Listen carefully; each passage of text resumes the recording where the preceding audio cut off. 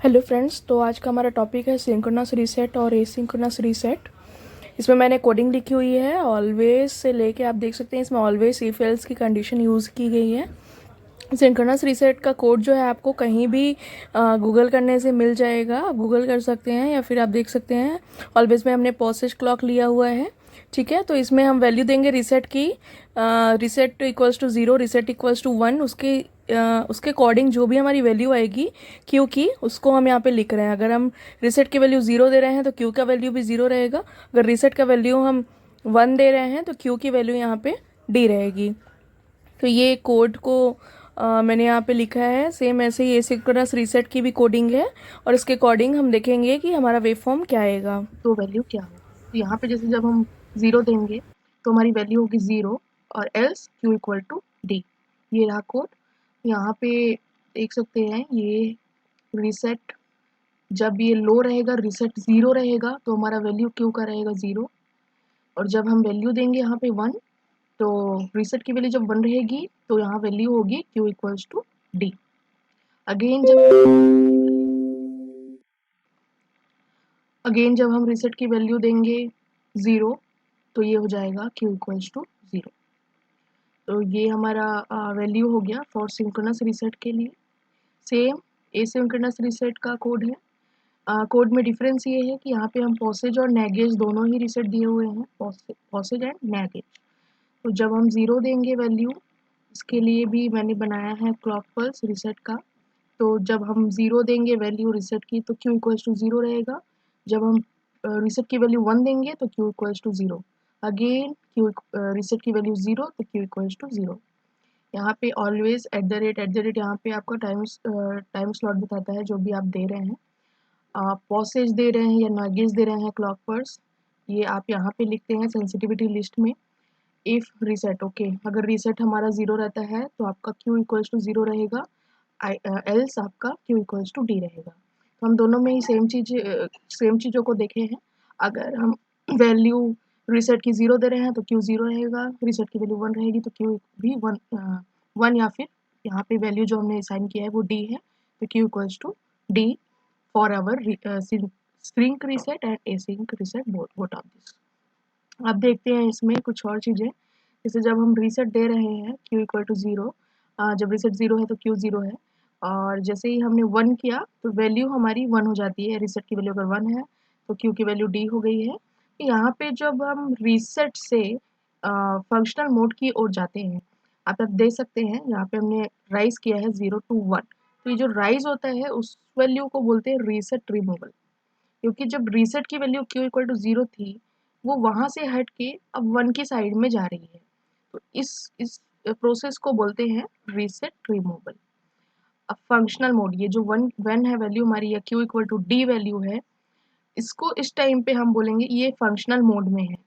अब functional mode से वापस अगर रीसेट की तरफ से ले जाना है तो उस प्रोसेस को कहते हैं रीसेट अप्लाइड। यहाँ पे 1 से 0 की ओर जो हम आएंगे उसको हम कहते हैं रीसेट अप्लाइड। तो reset mode to functional mode जब जाते हैं उसको रीसेट रिमूवल कहते हैं, 0 टू 1। और 1 टू 0 जो आते हैं हम फंक्शनल से रीसेट मोड की ओर, तो उसको कहते हैं रीसेट अप्लाइड। ये हो गया है रीसेट रिमूवल और रीसेट अप्लाइड। अब इसको हम देखते हैं सिंक्रोनस और एसिंक्रोनस रीसेट क्लॉक कोड के फॉर्म में ये कैसे इम्प्लीमेंट होता है। कोडिंग आपने देखा है, कोडिंग आप देख सकते हैं यहाँ पे। पॉसेज क्लॉक जब रहेगा तो हमारा सिंक्रोनस रीसेट वर्क करेगा, लेकिन जब हम एसिंक्रोनस की तरफ जाते हैं तो वहाँ पे नेगेज रीसेट भी रहता है, नेगेज क्लॉक भी रहता है। तो सॉरी, यहाँ पे रीसेट जस्ट टाइप हो गया है। यहाँ पे आपको क्लॉक, यहाँ पे क्लॉक रहेगा पॉसेज और नेगेज क्लॉक, एंड यहाँ आपका पॉसेज क्लॉक है। सो ये वाले कोड में आप देख सकते हैं। सो ये है हमारा क्लॉक एजेस है, क्लॉक पल्सेस है, ठीक है। यहाँ पे कितने टाइम ट्रिगरिंग हुई है, 1 2 3 4 5 6, 6 टाइम ट्रिगरिंग हुई है। ये हमारा डाटा, ठीक है। और ये है रीसेट, यहाँ पे वैल्यूज को हमको चेंज करनी है। सबसे पहले हम देखते हैं सिंक्रोनस, ये सिंक्रोनस के लिए कोडिंग है। फॉर सिंक्रोनस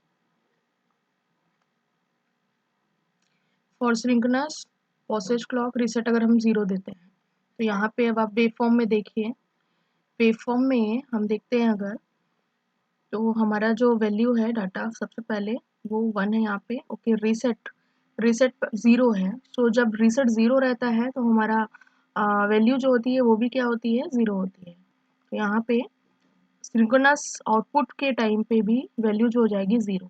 जब रीसेट 0 है तो सिंक्रोनस वैल्यू भी 0 होगी। यहाँ पे चेंजिंग जो हुआ है वो middle of the clock pulse में हुआ है, लेकिन हम वेट करेंगे नेक्स्ट क्लॉकेज के चेंज होने में। नेक्स्ट पॉसेज जब जैसे ही आएगा वैसे ही हम अपना सिग्नल जो है वो चेंज करेंगे। क्यों? क्योंकि हमको वेट करना पड़ता है सिंक्रोनस रीसेट में, जब भी क्लॉक पल्स आती है तभी हम अपनी वैल्यू को चेंज कर सकते हैं। तो जब रीसेट वैल्यू यहाँ पे लो है तो इसको हमने लो किया। अब अगेन यहाँ से यहाँ हाई पल्स में लिया हुआ 1 वैल्यू जैसे हुई, तो जैसे ही हमारा नेक्स्ट क्लॉकेज नेक्स्ट एज ट्रिगर यहाँ पे होगा, यहाँ पे हमने उसको चेंज किया। यहाँ से हम देख सकते हैं यहाँ पे अगेन यहाँ पे चेंज है, यहाँ पे रीसेट अप्लाइड हुआ है, ये था रीसेट रिमूवल। तो reset applied means functional mode से अगेन रीसेट मोड में आ रहे हैं।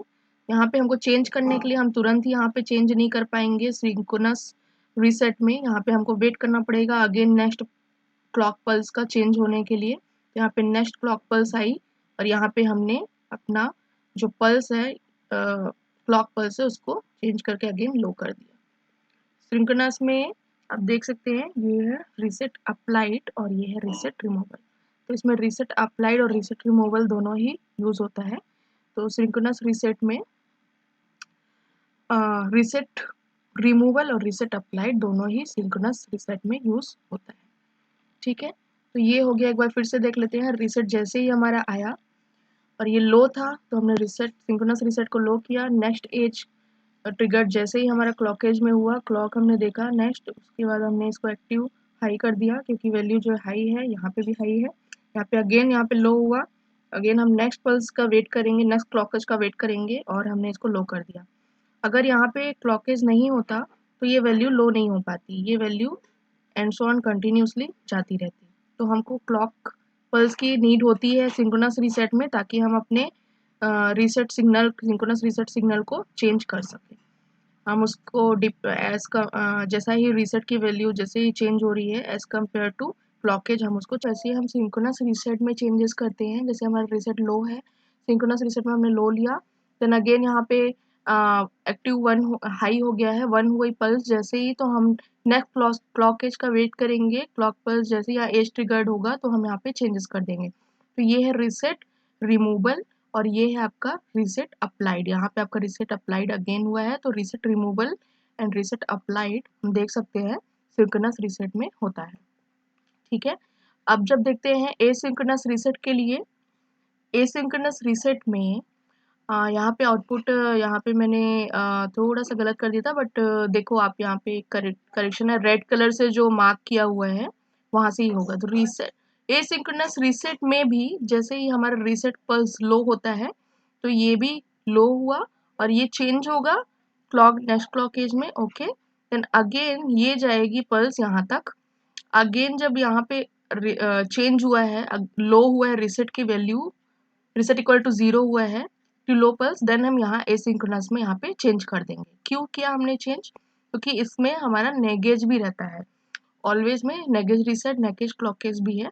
तो जैसे ही हमारा नेगेज आता है नेगेज, तो हम इसमें इसको चेंज कर देते हैं और यहाँ पे डिफरेंस हो जाता है सिंक्रोनस रीसेट और एसिंक्रोनस रीसेट में। ठीक है, तो सिंक्रोनस रीसेट में हम कह सकते हैं रीसेट रिमूवल और रीसेट अप्लाइड दोनों हमने यूज किया, लेकिन एसिंक्रोनस रीसेट में रीसेट अप्लाइड जो होता है वो एसिंक्रोनस होता है और रीसेट रिमूवल जो होता है वो क्या होता है, सिंक्रोनस होता है। तो ये रीसेट रिमूवल होता है सिंक्रोनस, रीसेट अप्लाइड होता है asynchronous for asynchronous output pulses. तो ये हो गया difference in between synchronous reset और एसिंक्रोनस रीसेट में। इसमें देख दोनों जो रीसेट रिमूवल होते हैं वो सेम टाइम पे होते हैं, लेकिन रीसेट अप्लाइड जो होता है वो डिफरेंस क्लॉकेज पल्स पे होता है, क्योंकि सिंक्रोनस रीसेट के लिए हमको क्लॉक पल्स की next posedge clock pulse edge triggered होने का नीड होता है, तभी हम चेंज कर सकते हैं। लेकिन एसिंक्रोनस में हम जैसे ही देखते हैं कि ये चेंज हुआ है हम उसको चेंज कर सकते हैं। तो दोनों में बेस्ट कौन सा रहता है? बेस्ट वैसे दोनों में एसिंक्रोनस रीसेट रहता है। Most of the means company में जो वर्क्स होते हैं उसमें एसिंक्रोनस रीसेट क्लॉक पल्सेस में ही यूज होता है। क्यों यूज होता है उसको हम देखते हैं, क्योंकि देखिए यहाँ पे अगर हमने एक चिप ली है, इसमें बहुत सारे फ्लॉप्स हैं, चिप है उसके अंदर बहुत सारे फ्लॉप्स लगे हुए, कॉम्बिनेशन सर्किट्स लगे हुए हैं, ठीक है। यहाँ पे सॉरी फ्लॉप्स है 1 2 3 फ्लॉप्स है ये। देन यहाँ पे क्लॉक भी दिए हैं, रीसेट भी दिए हैं। अगर हमारा क्लॉक जो है वो हैंग हो गया है, वर्क नहीं कर रहा है और हमको सिस्टम को रीसेट करना है, तो उस टाइम पे क्योंकि हमारे कोडिंग में भी यहाँ पे नेगेज रहता है, तो हम नेगेज के थ्रू रीसेट करेंगे, जिसके थ्रू पूरा ही हमारा जो सिस्टम है वो रीसेट हो जाएगा। यहाँ पे अगर क्लॉक नहीं भी है तो भी एसिंक्रोनस अगर रीसेट क्लॉक को दी जा रही है तो ये रीसेट हो जाएगा, ये क्लॉक का वेट नहीं करेगा, ठीक है। तो इसलिए ये बेस्ट है एज कम्पेयर टू सिंक्रोनस। अब यहाँ पे स्ट्रक्चर देख लेते हैं।